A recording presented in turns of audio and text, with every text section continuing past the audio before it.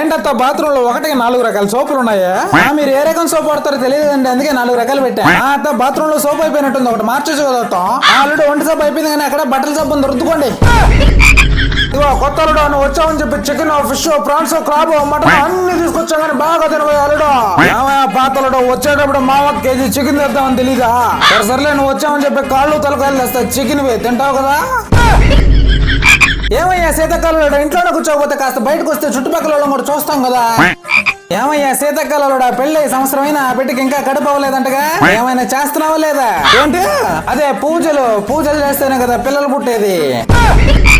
ఏమే కట్నం అది బ్యాలెన్స్ ఉంది, కొంచెం అడగచ్చు కదా మీ అమ్మ వాళ్ళని. మాకున్నది ఒక్కగానొక్క ఆడబిడ్డ, ఇవ్వకుండా ఉంటావా ఏంటి? ఏమే పెళ్ళి సంవత్సరం అవుతుంది కట్నం అడగాలని తెలీదు? ఆ వదిన మీ అల్లుడు కట్నం అడగరా అని చెప్పి కేసు పెట్టి జైల్లో పెట్టి చేశారంటగా. వచ్చాడా ఇంకా జైల్లోనే ఉన్నాడా?